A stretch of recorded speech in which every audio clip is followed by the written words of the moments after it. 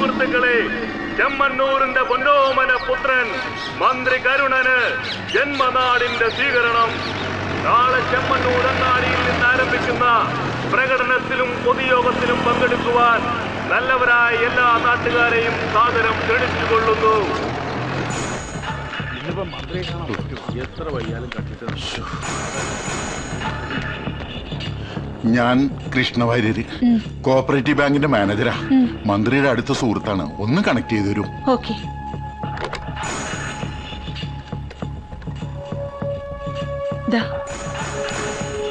Hello. ആ, സഖാവിനെ ഞാൻ എത്ര ദിവസമായി മൊബൈലിൽ ട്രൈ ചെയ്യുന്നു. ഒരാഴ്ചയായി ഞാൻ അതും പറഞ്ഞ് പിടിച്ചു നിൽക്കുക. സൊസൈറ്റിക്കാര് കടമടിച്ച് തീർത്തപ്പോ സെക്യൂരിറ്റി ആയിട്ട് തന്ന ചെക്ക് തിരികെ ചോദിച്ചു. ഞാൻ എവിടെ നിന്നെടുത്ത് കൊടുക്കും?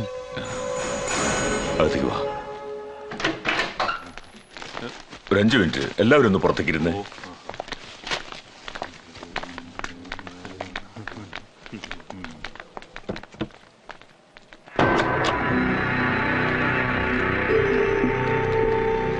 ചെക്ക് എങ്ങനെയോ മിസ്പ്ലേസ്ഡ് ആയി, തപ്പിയെടുക്കാം നോക്കട്ടെ എന്നൊക്കെ ഞാൻ പറഞ്ഞു നോക്കി.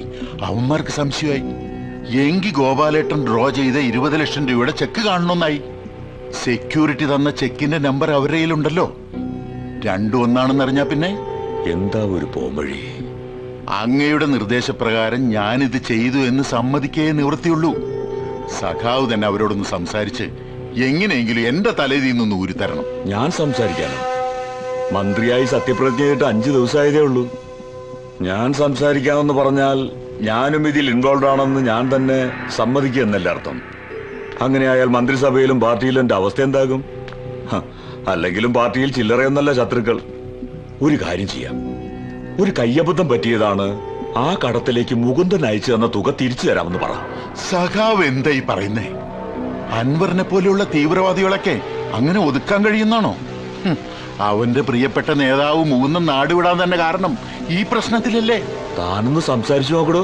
സഖാവ് സംസാരിക്കണം. ഞാനിത് സംസാരിച്ചാല് എന്നെ അവന്മാര് തല്ലിക്കൊല്ലും. ഒരു കാരണവശാലും എനിക്ക് ഇതിൽ ഇടപെടാൻ കഴിയില്ല. സഖാവ് പറഞ്ഞിട്ടില്ല ഞാൻ. അതിന് തെളിവൊന്നുമില്ലല്ലോ. എന്ന് വെച്ചാൽ സ്വന്തമായി ആലോചിച്ച് എന്തെങ്കിലും ചെയ്യുവാരേ. ഞാനിവിടെ 100 കൂട്ടം പ്രശ്നങ്ങളില്ല. നാളത്തെ സ്വീകരണത്തിന്റെ കാര്യം തന്നെ എന്നുവെച്ചല്ലേ, നമുക്ക് പിന്നെ കാണാം.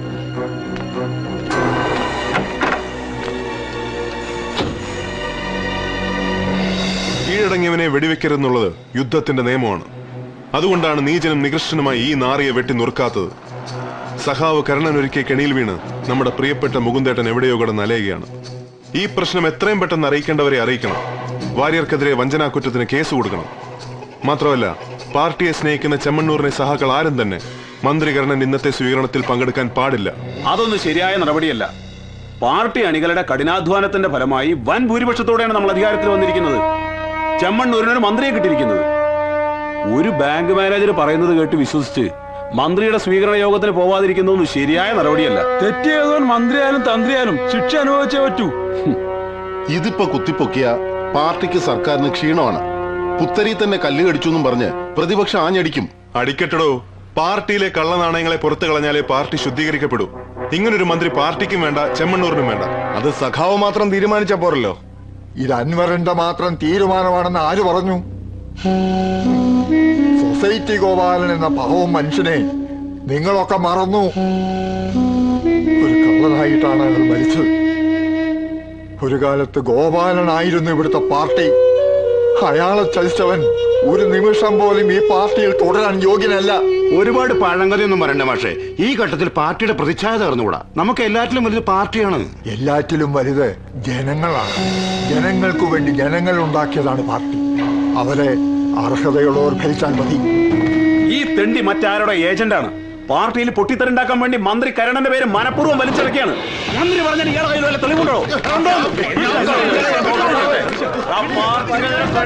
കയ്യും കാലും കൊത്തിയരിയും. മന്ത്രി കരുണൻ നമ്മുടെ നാടിന്റെ പൊന്നോമന പുത്രൻ ഈ വഴിത്താനെ ധന്യമാക്കിക്കൊണ്ട് ഈ വാഹനത്തിന് തൊട്ടു പിന്നാലെ കടന്നു വന്നുകൊണ്ടിരിക്കുകയാണ്. അനുഗ്രഹിക്കൂ, ആശീർവദിക്കൂ, അനുമോദനത്തിന്റെ പൂച്ചെണ്ടുകൾ അർപ്പിക്കൂ. അനവധി നിരവധി ആവേശോജ്വലമായ സ്വീകരണങ്ങൾ ഏറ്റുവാങ്ങിക്കൊണ്ട് നമ്മുടെ മന്ത്രി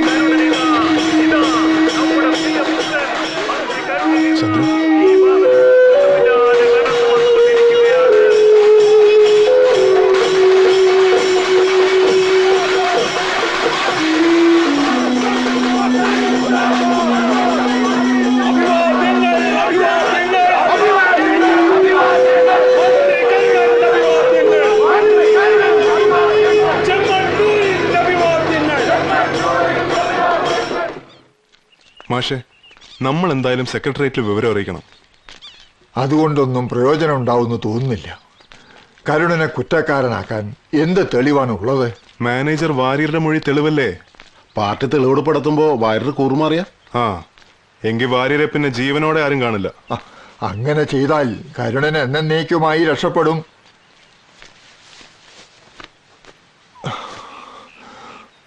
മുകുന്ദനെ കുറിച്ച് ഓർക്കുമ്പോഴാ എന്റെ വിഷമം മുഴുവൻ. ഒരു കാര്യവുമില്ലാതെ അവൻ എവിടെയോ കിടന്നെന്ന് അറിയിക്കുന്നു. മൂന്നാട്ടിലിപ്പോൾ എവിടെയാണുള്ളതെന്ന് വല്ല വിവരമുണ്ടോ? ഗൾഫിലുള്ള നമ്മുടെ പല സുഹൃത്തുക്കളും ഇപ്പോഴും അന്വേഷിച്ചുകൊണ്ടിരിക്കുക. ഇതുവരെ ഒരു എത്തുമ്പടിയും കിട്ടിയിട്ടില്ല. സുഹൃത്തുക്കൾക്ക് നമ്മുടെ മുകുന്ദന്റെ കാര്യത്തിൽ എന്ത് താല്പര്യം അൻവറേ? നമ്മൾ നേരിട്ട് പോയി അന്വേഷിക്കേണ്ടതായിരുന്നു. നേരിട്ടെന്ന് പറഞ്ഞ നമ്മൾ അവിടെ പോയി അന്വേഷിക്കണം. ശരിയാ. മുകുന്ദൻ ഇനി എന്തിന് അന്യനാട്ടിൽ കിടന്ന് കഷ്ടപ്പെടണം? ഞാൻ പറയുന്നത് മുകുന്ദനെ കണ്ടുപിടിച്ച് തിരിച്ചു കൊണ്ടുവരുന്ന കാര്യം അൻവർ തന്നെ ഏറ്റെടുക്കണം. ഞാനത് പലവട്ടം ആലോചിച്ചിട്ടുള്ളതാണ് മാഷെ. പക്ഷേ ഇല്ല, ഇനി അത് വൈകിക്കൂടാ.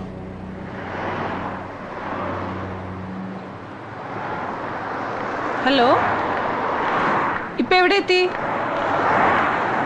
ആ, ഹലോ ഹലോ, ദാ ഇവിടെ. ആ അൻവർ, ഞാൻ മായ. മനസ്സിലായി. വഴി കണ്ടുപിടിക്കാൻ കുറച്ച് ബുദ്ധിമുട്ടിയില്ലേ? ആ, കുറച്ച്.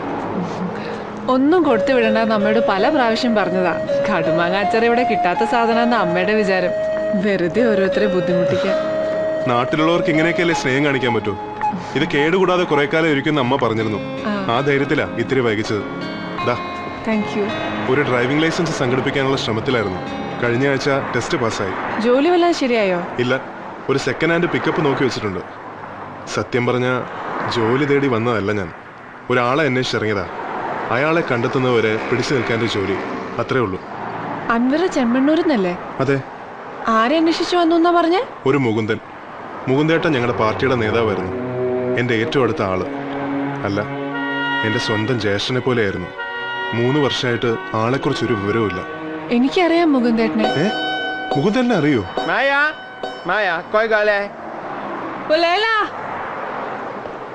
ഇന്ന് കുറച്ചധികം പേഷ്യൻസ് ഉള്ള ദിവസാ. വൈകിട്ട് അബ്രയിൽ വരും. ശരി.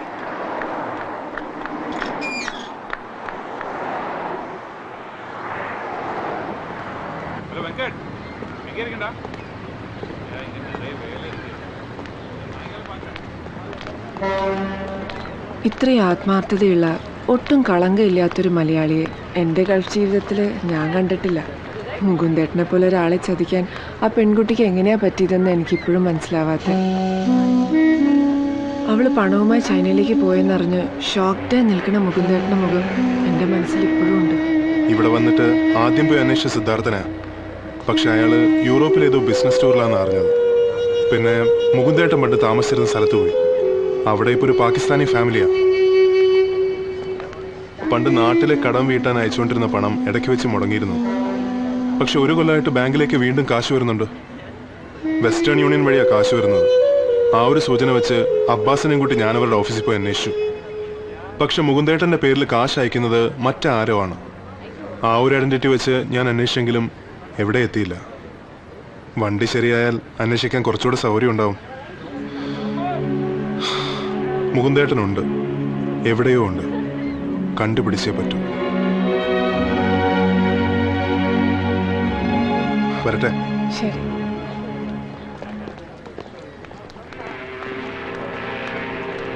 മായ, 4 വർഷമായി അല്ലേ നാട്ടിൽ പോയിട്ട്? ചേച്ചിമാരുടെ കാര്യങ്ങളൊക്കെ കഴിഞ്ഞില്ലേ? ഇനി വീട്ടിലേക്ക് കാശൊന്നും അയക്കണ്ട. സ്വന്തം കാര്യം നോക്കണം. ഉപദേശം എന്റെ അല്ല, അമ്മ പറയാൻ ഏൽപ്പിച്ചതാ.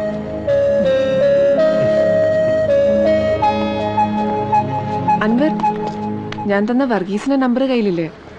വിളിക്കാൻ മറക്കണ്ട. ആ